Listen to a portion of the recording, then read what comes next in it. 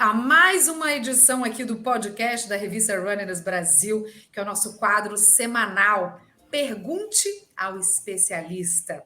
Isso mesmo, toda quinta-feira temos um encontro marcado aqui no YouTube da Runners Brasil, para você ter informações sobre corrida e bem-estar e o principal, tirar todas as suas dúvidas. Eu sou Dani Christopher, apresentadora, repórter e editora, com muito prazer, da revista Runners Brasil. Aqui, ao meu lado, está Pablo Mateus, ele que é CEO da revista Runners Brasil. Seja muito bem-vindo, Pablo. E hoje, olha só, estou fazendo a introdução aqui porque hoje é um episódio muito especial. A gente vai falar com um fisioterapeuta, que também é colunista da revista Runners Brasil, ultramaratonista, professor. Então, ele entende ali a causa de perto, né? Além de vivenciar a corrida, ele ensina e fala sobre esse assunto com muita propriedade. Então, a gente vai explorar esse tema que eu tenho certeza que é interessante para todos os corredores. E aí, eu vou começar logo com uma pergunta. Será que é possível correr sem lesão? Correr é a nossa paixão, né? Minha paixão e de todos vocês que estão aqui assistindo o nosso podcast, tanto para amadores e profissionais, mas frequentemente a gente se depara com uma lesão, né? Não tem jeito, o esporte muitas vezes provoca lesões. Por isso que a gente quer explorar esse assunto e trazemos com muito prazer, estamos muito felizes com a sua participação aqui hoje, Alexandre Rosa. Alexandre, seja muito bem-vindo. Bora falar de lesões para os corredores? Será que é possível mesmo a gente correr sem lesão? Bem-vindo ao nosso podcast.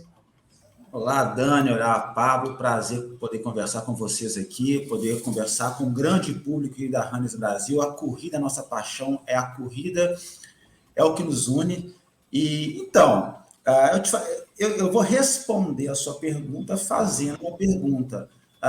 Você compra um carro, começa a andar, o carro vai desgastar, isso é óbvio. Assim é o nosso corpo ao longo da vida. Correr não vai te machucar mais do que outras atividades, tá? Vai gerar lesões? O carro um dia estraga. Por mais que você cuide bem do seu carro, tá? O corpo vai chegar numa hora que ele vai apresentar falhas e a lesão vai acontecer. Você pode fazer cuidar do seu corpo tão bem igual você cuida bem de um carro para que essas lesões aconteçam de forma menos frequente possível e o tempo de reabilitação possa ser menor possível. E se a corrida, a caminhada, que é uma atividade só em um plano, né, só que nós especialistas da biomecânica chamamos de plano sagital, só flexão e extensão basicamente. Se correr machuca, toda atividade que você faz, fora que envolva movimentos em vários planos, ou contato direto com outra pessoa, vai machucar mais que a corrida. Tá? A corrida, dentro daquilo que nós temos, ela é super segura, e se você ali se informar, buscar informações, você consegue ter ali uma longevidade no esporte e correr sem lesão, né? Correr com o mínimo de lesões possíveis. Então, Pablo, Alexandre, você está dizendo, então, que correr, se a gente começar a evoluir na corrida, fazendo um pouquinho mais, existe sempre uma chance de ter uma lesão, é isso? Sempre existe uma chance de ter uma lesão. E quanto mais você exige do seu corpo, mais próximo você está de uma lesão. Nas minhas aulas na faculdade, eu gosto muito de explicar para os meus alunos através de metáforas, comparações. Quem que vai estragar mais o carro? O Lewis Hamilton, no autódromo lá, dando volta a 300 km por hora, ou o vovozinho com Corolla lá, dirigindo na cidade do interior de Minas? Entendeu? É mais ou menos isso. Se você quer correr 1, 2, 3, 4 maratonas, bater o RP, toda a prova, você está mais próximo de lesões. Mesmo assim, ainda é muito mais seguro, por exemplo, que jogar um futebol, jogar um basquete, um tênis, né? Então, lesões, o risco sempre vai existir. Você consegue prevenir, você consegue fazer um trabalho direitinho para que você possa expandir os seus limites cada vez mais para poder fazer certos exageros, digamos assim. Quais são os... Quer fazer alguma pergunta, Pablo? Eu posso seguir? Não, pode seguir. Faz essa primeira pergunta aí, que é bem interessante. Quais são as principais lesões? A gente recebeu muitas perguntas aqui, tá? Pelos nossos seguidores aqui da Runners Brasil. Mas eu vou começar com essa pergunta que é bem genérica, né? Quais são as principais lesões relacionadas à corrida? Que você observa na sua prática profissional, né? Vamos Tanto como lá. corredor como professor. A minha prática profissional bate muito com a estatística internacional, né? Com que os livros, a ciência nos traz, que lesões na região anterolateral do joelho, né? O joelho talvez seja o grande medo, o grande vilão aí das lesões da corrida. A canela, a famosa canelite, que é muito comum, principalmente no iniciante, e as lesões da sola do pé, a fascite plantar e a tendinite de Aquiles. Talvez seja aí o quarteto maldito aí das lesões do corredor, né? As lesões do joelho, as lesões na canela, a canelite, e a fascite plantar, juntamente com a tendinopatia de Aquiles. E, obviamente, os estiramentos musculares de maneira geral. Por que o estiramento muscular não entra tanto assim nesse topo da estatística? Porque geralmente a gente divide por região, panturrilha, posterior de coxa, quadríceps, mas assim, eu colocaria ele também aí como em vez de 4, 5, né? Nessa ordem que eu falei com vocês, que são as lesões mais comuns, que a gente mais vê e que costuma aparecer muito naqueles momentos de pico de volume de treino, quando a pessoa está ali aumentando assim, de uma maneira maior a intensidade ou volume de corrida. E os iniciantes também sofrem muito, talvez pela falta de experiência, não conhecer tão bem os limites do corpo. Então, é comum também essas lesões que eu falei com vocês nos iniciantes e na turma que sobe demais aí o pico de treinamento. Ô Alexandre, você falou que assim, a gente pode, né, ter uma vida longa aí com a corrida, que isso não vai te lesionar mais ou menos do que outros esportes, né? Mas dentro da corrida de rua, como que a gente faz para evitar e correr, né, ter menos problemas de lesão, né? Quais são os principais fatores que a gente pode fazer para evitar ter lesões? Principalmente dessas 5 aí que são do topo que você falou, né? A primeira coisa, assim, são vários fatos, a gente pode fazer muita coisa interessante para poder prevenir essas lesões, mas talvez uma coisa importante é a velocidade na qual você aumenta os parâmetros da corrida. Quais são esses parâmetros? Volume e intensidade. Tá? A principal causa de lesões no corredor é o aumento súbito do volume e da intensidade. Então, principalmente quando o cara está começando a correr ali, é muito fácil, né? E às vezes o cardiovascular ele responde muito mais rápido que o muscular. Ele ganha fôlego rápido demais e o músculo não acompanha essa evolução. Então, esses aumentos súbitos no volume e na intensidade talvez seja a principal causa de lesões no corredor. Depois vem os déficits de força. A gente bate tão pesado aí na questão com os pacientes, com os seguidores, os alunos, né, do fortalecimento muscular. Você vai ter uma boa força muscular, talvez seja o segundo fator importante nessa prevenção de lesões, os desequilíbrios musculares sejam causas importantes de lesões. Muitas vezes, um fortalecimento simples, feito em casa, já é o suficiente para prevenir as principais lesões, principalmente naquelas pessoas que não querem, não têm objetivos tão audaciosos. Aquele cara que quer correr uma provinha de 5, 10, até mesmo os 21 vai bem, né? O fortalecimento em casa ali, simples, já é o suficiente para prevenir essas lesões. Um outro fator importante, mas aí vem um pouquinho abaixo desses dois primeiros fatores que eu listei para vocês, são ali os déficits de mobilidade articular, né, ou a falta ou o excesso de mobilidade, o uso adequado aí de um equipamento, um calçado, por exemplo, Ou então aí, uma coisa importante também é negligenciar o descanso, né? Aquela frase que o corredor um pouquinho mais experiente sempre ouve, descanso também é treino.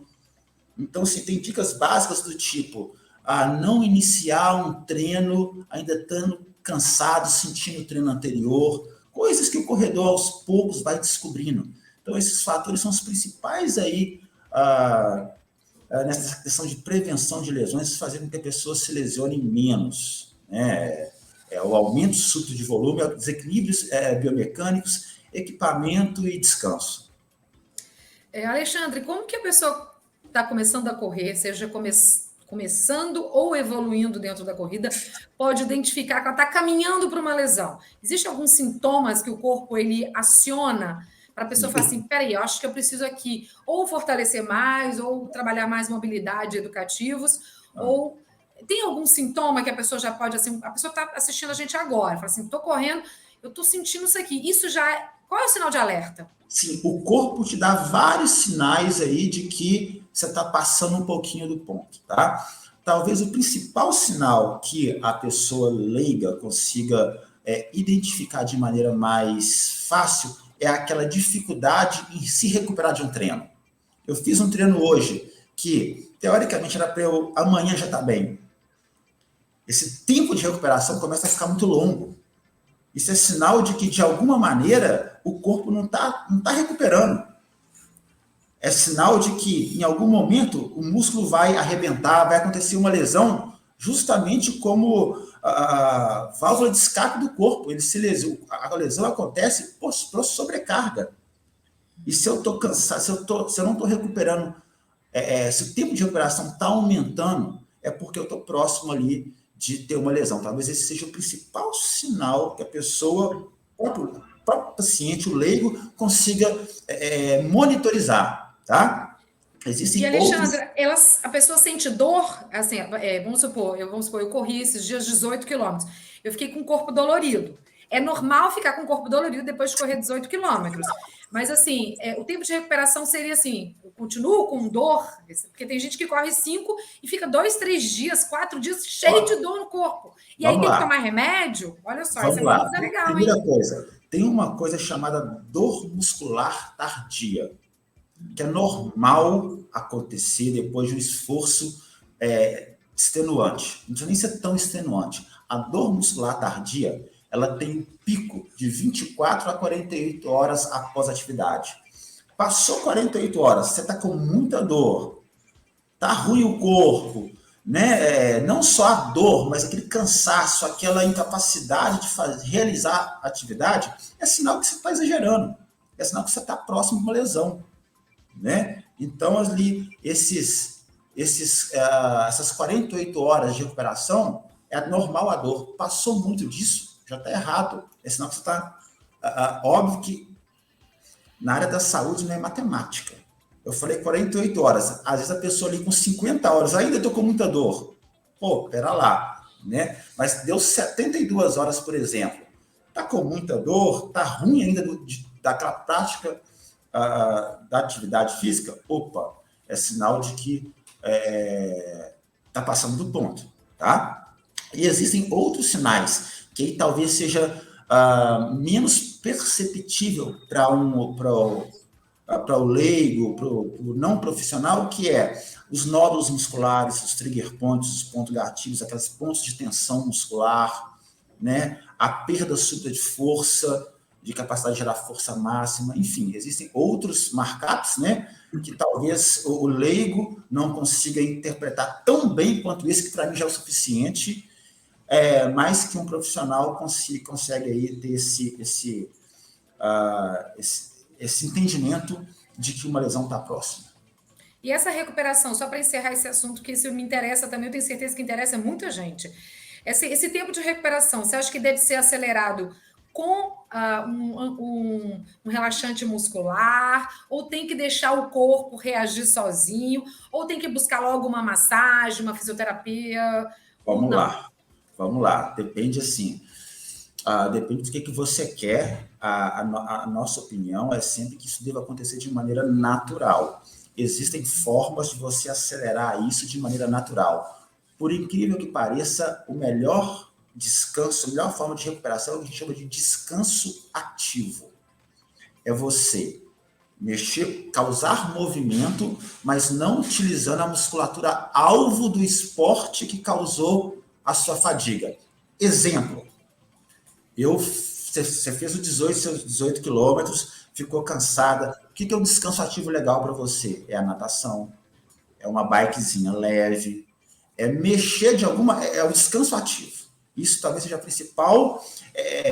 a gente aqui no Correr Sem Lesão, tanto na clínica quanto nas redes sociais, a gente tem que negócio, unir a prática à ciência, tá? A ciência fala que a melhor forma de descanso é o descanso ativo. Na prática, a gente tem aqueles que sentem, nossa, mas eu não vou, eu vou fazer mais atividade física, eu não quero. Aí existem formas também que são as massagens, a massagem, seja ela qual for, tá? Talvez seja a melhor forma de descansar, descanso também de recuperação sem ser descanso ativo. Aí você tem opções para todo gosto. Você tem ali as botas de compressão pneumática que fornecem alguma ajuda, tá? Não tem nada ainda no mundo da ciência que endosse de maneira tão consistente aquelas botas de compressão pneumática, igual tem o descanso ativo e a massagem.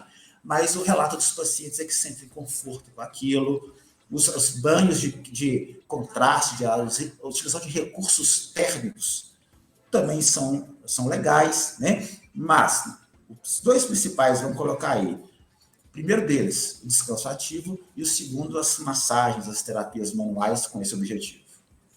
Engraçado que muita gente pensa que tem que ficar deitado dormindo, né? Tem gente que pensa assim, eu vou descansar o máximo, não quero fazer nada, vou ficar deitado. É pior, né? Não, assim, se ela se sente descansada com isso, ok também. Okay, mas também não pode abusar, né? Não é bom parar o corpo totalmente, né? Durante esse momento de recuperação. Aí que dá se fazer aquele link ali entre a prática e a ciência. Ô, Alexandre, e assim, eu vou confessar que eu nunca fui um cara que priorizou muito a musculação, o fortalecimento muscular. Eu acho que por isso eu tenho sentido bastante aí, porque a idade chega e quando você não faz a base bem feita, em algum momento teu corpo vai cobrar isso, né? Então, posso dizer que eu negligenciei essa parte dentro do meu tripé da corrida, né? Porque a gente fala de alimentação, a gente fala dos treinos e a gente fala do fortalecimento. Para o corredor de rua, quais são os grupos musculares que ele precisa assim, priorizar na hora de escolher os exercícios que ele vai fazer de fortalecimento muscular? Vamos lá, pergunta bem legal. Fortalecimento é importante, isso eu consigo trazer para vocês inúmeras referências bibliográficas de revistas indexadas de qualidade máxima mostrando isso, tá? Existem 3 grupos musculares muito importantes para qualquer tipo de corredor, e existem aqueles grupos que são mais importantes, aí vai variar da técnica de corrida, da alteração biomecânica que a pessoa tenha, aí é uma coisa um pouquinho mais específica, que uma boa avaliação biomecânica talvez possa te falar.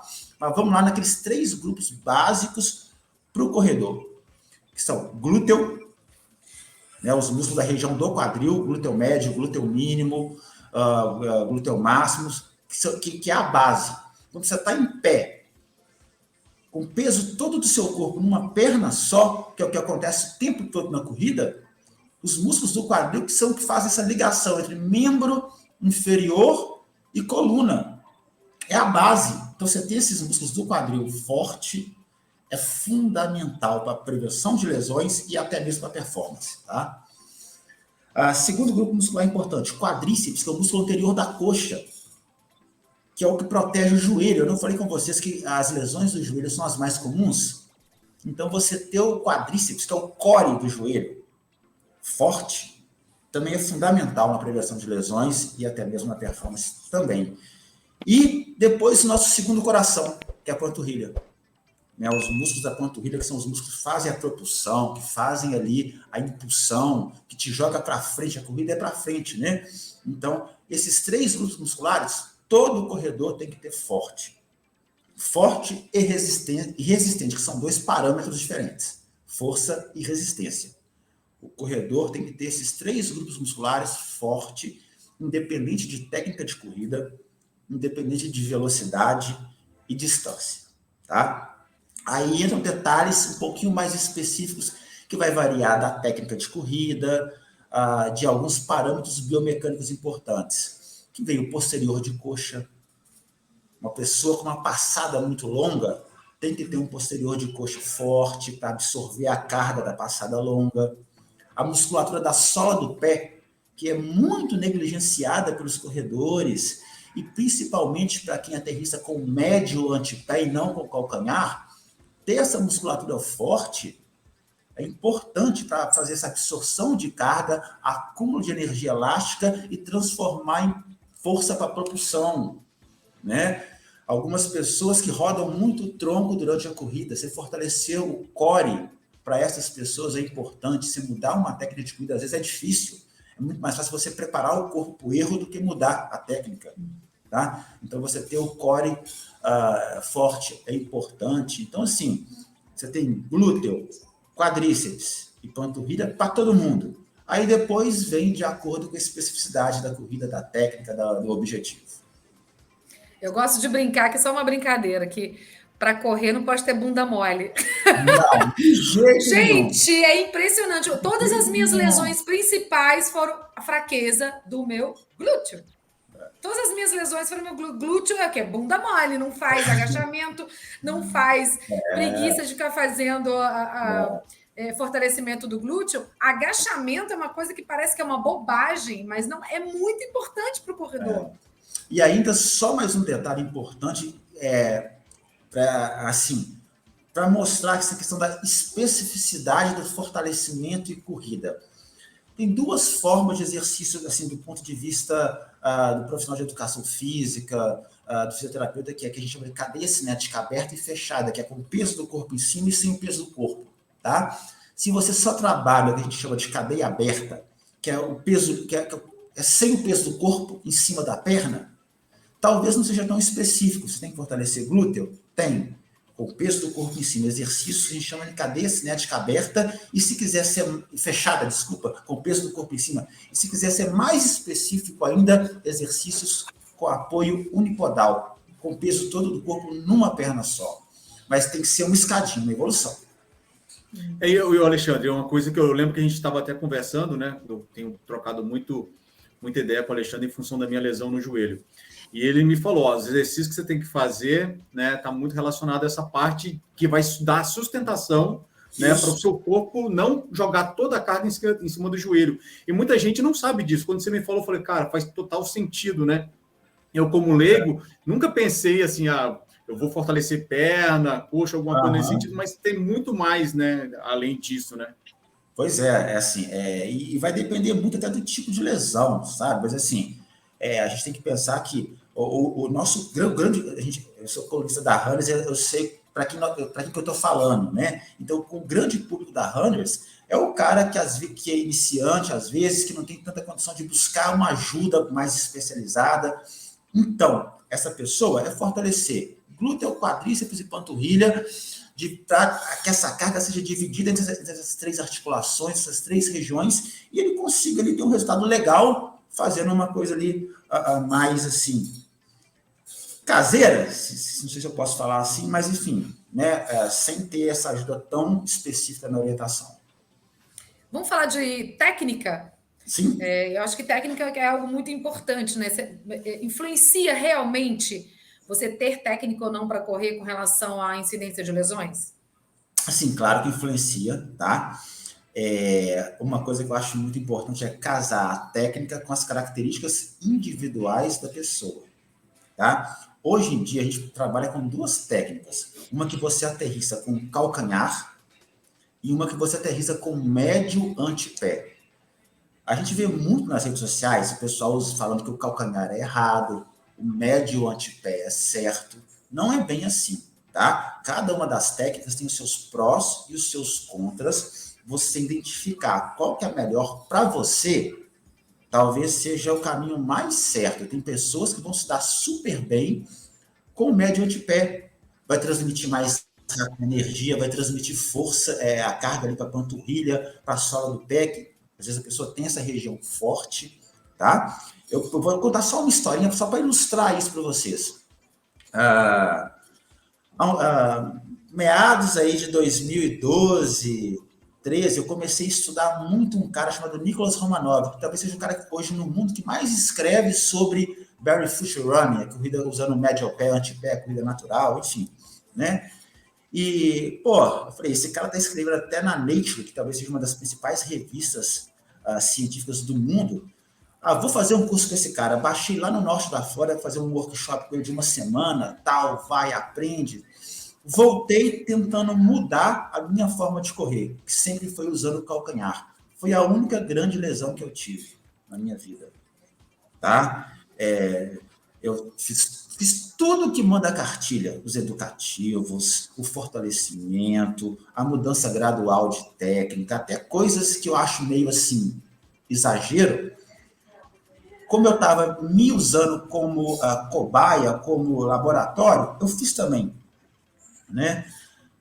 E acabou que foi a única grande lesão que eu tive até hoje na minha vida. Foi um estiramento de panturrilha, consequentemente uma tendinopatia de Aquiles, muito em virtude dessa mudança. Eu sou um cara de 1,95 m, quase 100 quilos. A minha panturrilha, minha sola do pé, por mais que eu fortaleça, não aguenta essa técnica. São 31 maratonas metendo o calcanhar no chão, feliz assim. Tá? É só, obviamente, que eu sou uma amostra muito pequena. É só um exemplo para tentar ilustrar que não existe uma forma certinha para todo mundo. Cada um tem a sua. Talvez tenha que se achar uma maneira de se identificar qual que é a sua forma legal. E trabalhar a musculatura em cima disso. Cada uma das técnicas sobrecarrega mais uma parte do corpo. Você vai identificar qual que é a sua forma, a sua técnica de corrida e fortalecer o seu corpo em cima disso. Maravilhoso. E é muito importante isso. Dani, deixa eu complementar aqui. Eu acho que é uma das coisas que a gente não vê muita gente falando e que o Alexandre falou. É muito mais fácil você, às vezes, adaptar o seu corpo do que mudar a sua biomecânica, né? Sim, eu também passei um tempo também tentando me adaptar a uma série de coisas, mas eu também sou um cara pesado, sou um cara que vem do futebol, então meu corpo foi preparado um pouco para aguentar as porradas lá no futebol, e quando eu fui para a corrida, eu não tinha uma biomecânica perfeita, igual a gente vê as pessoas aí traçando, e nem um biotipo de corredor. Então, eu tive que me adaptar. Meu biotipo não é de corredor. Eu não sou um cara magrinho, fininho, que pisa leve no chão. Então, eu tenho que me adaptar e tenho que fortalecer para que meu corpo seja preparado para a técnica que hoje eu uso, né? Respeitar a individualidade, né, Alexandre? Eu acho que isso é o mais importante. Exatamente. Cada um é cada um. Não adianta querer copiar a técnica do outro. Mas mais importante é a gente se conhecer, né? Não dá para jogar todo mundo no mesmo balaio. Não dá. Vamos falar já a gente está falando de técnica, eu acho que tem a ver também a questão do tênis, né? Muito discutida a questão do tênis. A troca periódica de calçados realmente pode influenciar em novas lesões? E qual que é o impacto, né, do tipo de tênis na corrida? Vamos lá, né? Você troca o pneu do seu carro, não troca? Troca.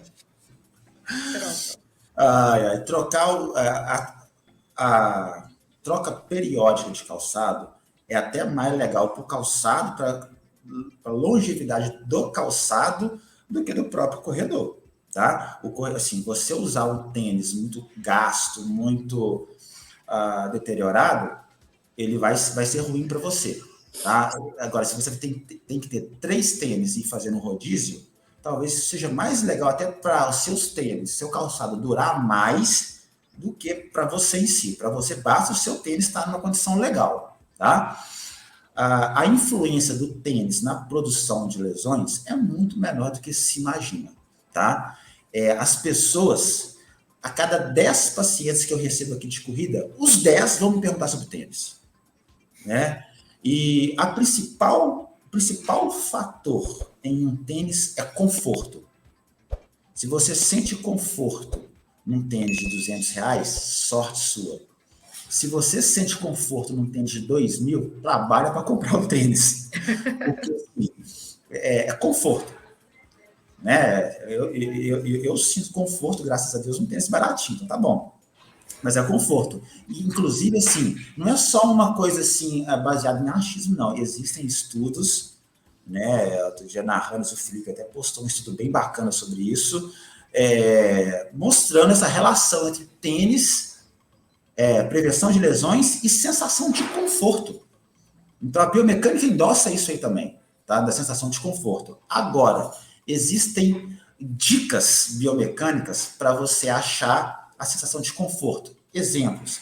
Pessoas que aterrissam com o calcanhar tendem, tá? A achar mais conforto num tênis com drop mais alto. Pessoas que aterrissam com médio antepé tendem a achar conforto num tênis com drop um pouquinho mais baixo. Né? Para quem não sabe, drop é a diferença entre a parte de frente, da frente e de trás. Né? Pessoas que têm o pé supinado, que é o pé mais rígido, tendem a achar conforto em tênis mais moles. A supinação, que é um evento normal, ela deixa o pé mais rígido. Então, às vezes, você tem um tênis mais maleável, seja melhor. Pessoas que pronam em excesso tendem a achar a conforto num tênis um pouquinho mais estruturado. Né? Nos Estados Unidos, eles usam muito também vender um tênis de acordo com a largura do antepé. Pessoas com antepé mais largo têm ali um calçado com o mesmo modelo, com larguras diferentes de antepé. Né? Eu, pelo menos, não vi isso aqui no Brasil, mas eu sei que nos Estados Unidos, principalmente modelos da New Balance, tem essa variação. Mas existem marcas com formas mais estreitas, marcas com formas mais largas, aí o conforto. Tênis que vai aceitar melhor a sua caixa dos dedos. Aí é testar. Aí que vem aquela questão de você, muitas vezes, testar um tênis antes de correr.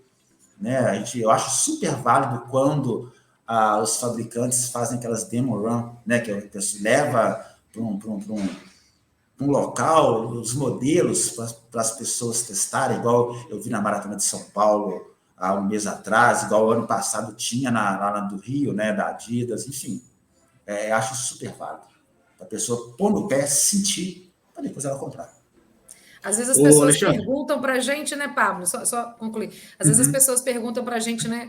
Qual tênis você me indica? Eu falo, vai na loja, experimenta o tênis, corre. Não adianta falar que esse tênis é bom para mim, pode não ser bom para você. Eu não gosto de indicar tênis. Normalmente eu não indico tênis. Porque eu acho que é uma questão muito individual. Muito individual. Mas, assim, às vezes no consultório, a pessoa às vezes pagou a sessão para ouvir um conselho seu. Quando eu dou um conselho, eu me baseio nisso. Né? Eu tenho os modelos lá que eu acompanho lá. Eu sei que esse tênis aqui é um pouquinho mais estruturado. Então, de repente, vale a pena você testar esse. Aquele ali é mais molinho, mas drop é baixo, testa esse. Enfim, né? A gente tem que ter ali um arsenal de tênis que a gente conhece ali mais ou menos para indicar para os pacientes. Na rede social eu tenho meio receio de indicar, mas no consultório eu sou chamado a isso. Na sala de aula com meus alunos, eu sou chamado a isso. Legal. Ô, Alexandre, você falou uma coisa que é importante, que é sobre o rodízio, né? Uhum. É importante, né? Tem pessoas que desconhecem também, mas tem um tempo também para o amortecimento do tênis, aquele tempo de descanso. Então, fazer o rodízio também é importante, né? A gente legal. É legal até para durar mais o tênis, né? Uhum. Para ele durar mais. É legal esse rodízio. A gente sabe que para algumas pessoas é difícil, né? O tênis não é barato, mas se puder, ajuda bastante até para o tênis dele durar mais, né? Uma coisa assim, que, igual eu falei no começo do podcast aqui, quanto mais você se exige, mais você tem que dar em troca, né? Então, por exemplo, aquela pessoa que quer fazer uma meia maratona, uma maratona, que são desafios mais extremos, que são coisas mais assim, desafiadoras, que exigem mais do corpo, talvez ter esse rodízio do tênis seja uma coisa interessante. Entender o que é um tênis para treino, o que é um tênis para prova, talvez para esse cara seja importante. Aquela pessoa que quer fazer 5, 10 ali, mais leve, mais com uma forma de manutenção de saúde, talvez esses conceitos fiquem um pouco mais distantes. Mas para uma pessoa que chega aqui no consultório ou me pergunta nas redes sociais sobre performance, eu já logo falo, ó, pô, você tem condições de ter um tênis para treino? Aquele tênis que você vai socar mesmo, até mais rígido um pouquinho, um tênis para prova mais leve, pode te favorecer uma performance melhor, enfim, né? Aí você tem que entender o objetivo de cada um para fazer essa prescrição, dar esse conceito de uma maneira mais direcionada. Vamos agora para um assunto um pouco polêmico, seria o alongamento e o aquecimento, porque a gente sabe que é um assunto polêmico. Alonga ou não alonga antes de correr? Faz o aquecimento, não aquece, antes, durante, depois? Como você pensa assim, o que é melhor fazer no sentido de alongamento e aquecimento antes e pós-corrida? Vamos lá, né? Eu, na minha cabeça, é um assunto bem claro, tá? A gente tem que entender o seguinte, a ciência, a corrida como ciência, ela evoluiu muito de 20 anos para cá, tá? Eu sou formado em fisioterapia e fiz educação física também, tá? A maioria das minhas pós-graduações, mestrado, é na educação física. Quando eu entrei na faculdade, alongamento era obrigação para todo mundo, alongamento era carro-chefe de qualquer treinamento, tá? A ciência foi evoluindo, corrida virou business, e com isso a ciência caminha junto, tá? Hoje, se você me mostrar alguma referência científica falando que o alongamento vai prevenir lesões na corrida, eu mudo meu discurso, eu mudo minhas aulas, eu mando a minha equipe refazer todo o conteúdo das minhas redes sociais voltada para isso. A gente que é da ciência, a gente não pode ser assim, não. A gente tem que ter abertura para novos conceitos. Hoje, a ciência não endossa o alongamento como forma de prevenção de lesões na corrida. Por quê? A corrida é uma atividade com amplitudes de movimento menores. Em momento algum na corrida, você faz um movimento muito amplo. Se você faz esse movimento muito amplo, você está gastando energia à toa. Tá? Então, isso faz com que esse alongamento, essa flexibilidade, ela seja pouco importante para o corredor. Quando que alongamento vai ser importante para o corredor? Quando ele tem um encurtamento limitando essa amplitude normal de movimento. E como a amplitude normal de movimento na corrida ela é pequena, tem que ser um encurtamento muito grande para que esse encurtamento seja potencialmente lesivo, tá? Em contrapartida, alongar não vai te prejudicar. Se te traz conforto alongar, alonga. Não é errado, não. A gente viu há um mês atrás, na Maratona de Londres, a corredora parando para dar uma alongadinha no meio da prova. O alongamento é uma ótima ferramenta analgésica. Igual quando você dá uma topada, você não esfrega. O esfregar e o alongar tem o mesmo efeito no cérebro, compete com o centro nervoso da dor. Então, o alongamento muitas vezes tem um potencial analgésico momentâneo, tá? Agora, falar que isso vai prevenir lesões na corrida, assim, até então a ciência não endossa isso não, tá? A não ser nesses casos que eu falei com vocês, se tiver um encurtamento muito grande, restringindo a amplitude de movimento. Algumas vezes as pessoas confundem déficit de mobilidade articular com flexibilidade, com alongamento. É comum, às vezes, o corredor ter um déficit de mobilidade articular. Aí existem os exercícios de mobilidade, tá? Que também, assim, numa escala de importância, lesões são multifatoriais. Eu te falo que está mais embaixo aqui. Está longe do fortalecimento, longe do controle dos volumes de intensidade de treinamento, longe do descanso, tá? Mas tem uma certa importância, sim.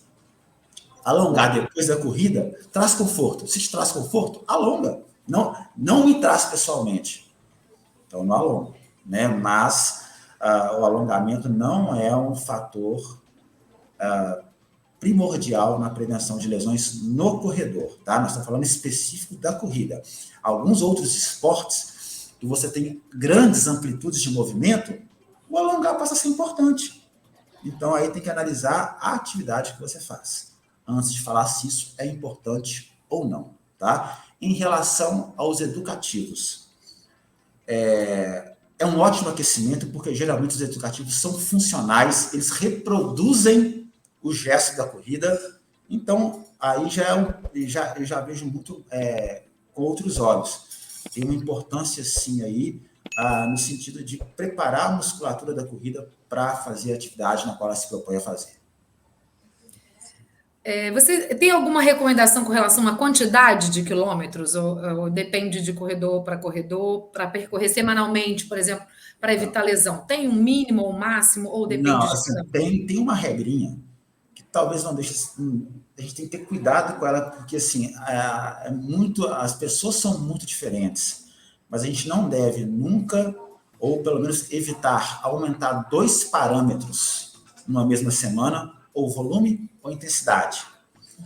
E nem aumentar muito mais que 10% do volume máximo semanal, tá? Existem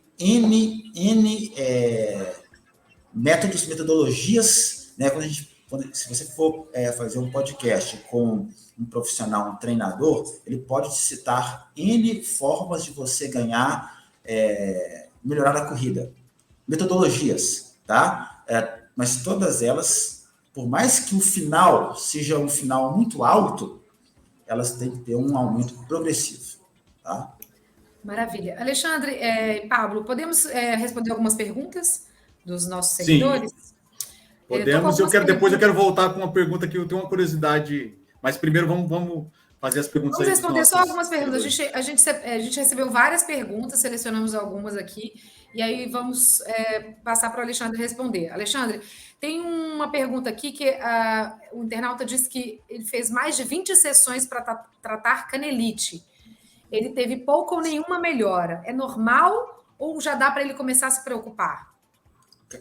Vamos lá. 20 sessões de fisioterapia, você está quase formando em fisioterapia, tá? Primeiro ponto é esse. É o que eu brigo muito com meus alunos na faculdade, é isso. Eu fiz 10 sessões e não melhorei, eu fiz 20 sessões e não melhorei. Se você fez 20 sessões e não melhorou, ou tem alguma coisa muito errada com a forma na qual você está sendo tratado, ou com o seu próprio corpo. Não está normal, tá? E outra coisa, fisioterapia é o seguinte, você ir na fisioterapia e fazer exercício, isso para mim, eu acho isso ridículo. Ridículo. Eu falo isso com meus alunos, eu sou às vezes criticado por isso, mas enfim, fisioterapia você vai para aprender o exercício. O fisioterapeuta te prescrever o exercício você faz em casa. Tá? Então, quando você vai analisar essas 20 sessões aí que o internauta falou, você tem que ter um pouquinho de cuidado. Você vai na fisioterapia para você aprender o exercício, para o fisioterapeuta realizar uma técnica manual, se for necessário, uma inibição de ponto gatilho, uma mobilização articular, uma manipulação ali da quiropraxia, osteopatia, usar um aparelho, um laser, um ultrassom, enfim, você vai na fisioterapia para isso, e ninguém vem aqui na minha clínica, a não ser casos de pós-operatório, mais que uma vez por semana. Não precisa. Eu prescrevo, ele faz em casa, ele retorna aqui da uma semana para eu reavaliar e aumentar a dosagem do tratamento. Você ir na fisioterapia para fazer exercício é igual você ir no médico para ele pingar o remédio na sua boca. Ele prescreve, você toma em casa. Então, alguma coisa tem errado aí com essas 20 sessões. Tá? Primeiro ponto Pode esse. Preocupar. Pode preocupar. Pode preocupar e observar que tem alguma coisa errada. Ou com o que está sendo ofertado para ele, ou com a resposta na qual o corpo dele está oferecendo esse tratamento. Ok. Olha, a terceira atividade, que é um Instagram chamado Terceira Atividade, mandou uma pergunta assim. Eu vi um post seu, Alexandre, falando que dor nem sempre é motivo para parar de correr. Quando será, então? Dor é normal. Aquela dor muscular, ela é normal para o corredor, para o praticante de atividade física, ou o cara que faz a musculação, ter aquela dorzinha normal. A dor preocupante é a dor progressiva, aquela dor que piora ao longo da atividade, ao longo do tempo. Essa é a dor que você tem que preocupar. Eu estou com uma dorzinha, que ela se mantém baixa durante todo o treino, às vezes isso é normal. Tem uma coisa, o cérebro nosso prega muitas peças na gente. Então, às vezes, você tem o que a gente chama de memória de dor. Aquela pessoa que ficou com uma lesão durante muito tempo, ela acaba, o cérebro entendendo qualquer estímulozinho como doloroso. Então, a dor progressiva é a dor que ela tem que preocupar. Ótimo. A Renata BRTE perguntou o seguinte: fazer educativos pode ajudar a prevenir lesões ou só melhora a técnica da corrida? A gente já falou mais ou menos aqui, mas acho que pode ajudar, sim, eu acho válido, sempre válido, nem que seja para deixar a musculatura alvo sempre ativa, tá? Não é aquele negócio, se eu não fizer educativo, eu vou machucar? Não, tá? Mas se puder fazer, é uma coisa legal, sim. Ótimo. Próxima pergunta do Pilates para corrida. O que é mais complicado para você, Alexandre? Vida de fisioterapeuta, de professor ou treinar para uma maratona? Ela é minha aluna, tá? Eu vou te falar assim, que sem sombra de dúvida ser professor universitário. Mais difícil? É o mais difícil. Não, aliás, mais difícil para mim é trabalhar com as redes sociais, que eu não fui preparado para isso, mas depois vem ser professor. Eu sou uma das raras pessoas que hobby e trabalho se misturam. 70% dos meus pacientes são corredores. Então, a gente chega aqui, a gente vai conversar sobre prova, sobre tênis, sobre viagem para correr, enfim, né? Eu atendo, se precisar, 24 horas seguidas, tranquilo. O da aula já é um pouquinho mais estressante, principalmente porque você pega alunos de várias áreas da fisioterapia. Se o cara me faz uma pergunta, às vezes, sobre fisioterapia respiratória, não sei responder. Né? Por mais que a minha matéria seja mais específica, é mais difícil lidar com essas variâncias. E treinar para maratona é fácil, é tranquilo, é gostoso, é a minha válvula de escape. Ai, quero ver, então nessa. Alexandre, após um treino longo ou uma prova, qual o melhor método para respiração muscular? Esse é o Sou Alan Diniz que perguntou para você. Tá. O descanso ativo talvez seja uma boa, né? Mas logo após ali um longo, assim, naquelas primeiras horas, até 1 hora depois da corrida, do treino, essas medidas, as formas de crioterapia seja uma forma interessante. Até 1 hora, passou de 1 hora, as microlesões já pararam de acontecer, aí passa a ser o descanso ativo. Ok, maravilha. Descanso ativo é a palavra do dia, né? É a palavra do dia. Quer seguir, Pablo? Tem mais alguma, Dani? Ou eu posso voltar aqui? Não, aqui já parei com as perguntas. Agora pode ser você para a gente finalizar. A gente está caminhando para o final, então quero falar sobre uma coisinha que eu também tenho sentido e a gente trocou algumas ideias sobre isso algumas semanas atrás. Tem uma linha, né, da fisioterapia, dos médicos, que fala que quando você se lesiona, para de correr e imediatamente fica 30 dias sem correr. Né, outros entendem, e aí é o teu caso, que o exercício ele tem que continuar. Né? Quando o corredor está se recuperando de uma lesão, né, como que ele pode retornar à corrida de forma segura, minimizando aí o risco de ter uma incidência de novo na lesão? Né? E na tua opinião aí, quando o cara tem uma lesão, o corredor tem uma lesão, para de uma vez ou continua correndo e vai se tratando? Vamos lá. Se estiver doendo para respirar, você vai parar de respirar? Não, né? Não vai. Então, assim, é uma pergunta que a gente tem que ter um pouco de cuidado para responder. Para o meu paciente corredor, eu tento sempre fazer com que ele não pare de correr. Ele diminua o volume, diminua a intensidade a níveis que não venham a causar uma agressão. Tá? O tecido ele precisa de carga. A grande maioria dos tecidos vivos, eles respondem bem à carga. Nada melhor que a carga específica. Tá? Então, por exemplo, o paciente chegou aqui com uma tendinopatia de Aquiles, com uma lesão no joelho. Eu vou tentar encontrar parâmetros biomecânicos para que ele possa continuar correndo, mesmo durante a fase de tratamento. Quais são esses parâmetros biomecânicos que eu vou tentar mudar? Primeiro é o volume e intensidade. Tá? Comprimento do passo. A gente sabe que um comprimento do passo menor, por mais que ele não seja tão eficiente em termos de performance, ele é mais seguro.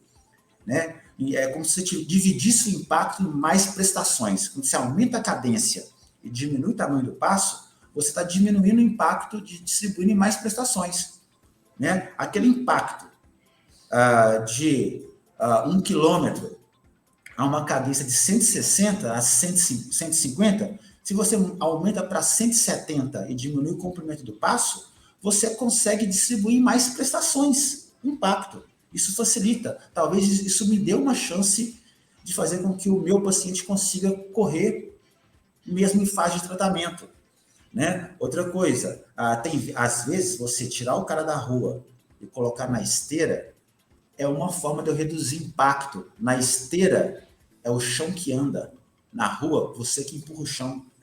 Então, assim, tem várias formas de eu conseguir controlar isso daí antes de mandar o meu paciente falar assim, para de correr. Você parou de correr, você fez ali o repouso, isso vai atrasar a sua recuperação. A gente sabe que tem horas que isso é necessário. Uma fratura não tem jeito, não tem conversa. Você vai pedir para a pessoa parar de correr. Mas na grande maioria dos casos, a gente tenta preservar a atividade, tá? Na fisioterapia esportiva, você tem uma frase em inglês que é o bad rest, que é o bad de mal e bad de cama, né? O descanso na cama é o descanso mal, tá? E assim, o corredor, se você está tratando, é aquele negócio, quanto maior for o nível de performance da pessoa, você tira ele da esporte, mais difícil vai ser o retorno, tá? E se você está pensando na corrida, corredor é um bicho diferente, você não pode tratar ele igual. Se vem aqui a senhorinha, 70 anos, que sente dor para varrer a casa, eu vou pedir ela para parar de varrer a casa. Não vou fazer isso com o meu corredor. Se eu penso em fisioterapia ortopédica, eu até cogito a hipótese de parar de fazer a atividade na qual ele se propõe. Quando eu penso em fisioterapia esportiva, eu tento sempre preservar isso. Maravilha, Alexandre Rosa. Agora, vamos concluir? Quais são as principais dicas, conselhos, para a gente encerrar assim, com chave de ouro aqui, para os corredores, para quem está querendo começar a correr, mas tem medo de se lesionar, para quem está correndo e quer evoluir, quer sair dos 5 para os 10 quilômetros, ou quem está querendo já correr uma maratona ou ultramaratona. Qual é a sua principal dica como ultramaratonista, professor, fisioterapeuta, para a gente correr e se manter saudável? Vamos lá. Respeite os limites do corpo. Limite é algo temporário. Você tem que saber como expandi-los. O primeiro conselho é esse. Respeitar os limites do corpo, respeitar quando vem aquela sensação de cansaço, aquela dor que custa passar, respeitar os limites do corpo. Fazer o fortalecimento. Fortalecimento previne lesões. Fortalecimento é super importante para o corredor. Quanto maior for o nível de performance, ou quanto mais iniciante ele for, mais importante ele tem. Ele vai ser, tá? Por mais que seja um fortalecimentozinho simples, feito em casa, não subestime esse tipo de abordagem, porque ele vai fazer a diferença. E uma coisa que não se cobre tanto. Corra, seja feliz, né? A corrida tem que trazer bem-estar, a corrida tem que trazer a felicidade. Profissional na corrida, talvez esse cara tem que estressar um pouquinho mais. 98% dos corredores são recreacionais ou amadores. Isso tem que trazer benefício para você não te estressar mais. Então, talvez esses sejam os meus conselhos aí para fechar essa nossa conversa. Divirtam-se, né? Tem que ser feliz, né? Para correr para ser feliz e correr sem lesão, né? Correr sem lesão, correr por si só não vai te machucar, desde que você faça o mínimo. O mínimo já é o suficiente. Querido, muitíssimo obrigado pela sua participação aqui no nosso podcast da revista Runners Brasil. Pergunte ao especialista. Hoje a gente conversou com um super especialista, Alexandre Rosa. Muito obrigada. Tenho certeza que foi muito esclarecedor, tirou muitas dúvidas. E se Deus quiser, daqui a pouquinho a gente volta com você, porque as dúvidas continuam e vão só aumentando, né? A gente está sempre aí, a gente está aí na revista, aí nas nossas colunas mensais, sempre participando aí das lives também de lançamento, quando possível. E é só chamar que eu venho, foi um prazer, foi uma delícia conversar com vocês. Eu sempre gosto de conversar de corrida, é sempre um prazer para mim falar sobre corrida, ainda mais quando eu posso associar aí a fisioterapia.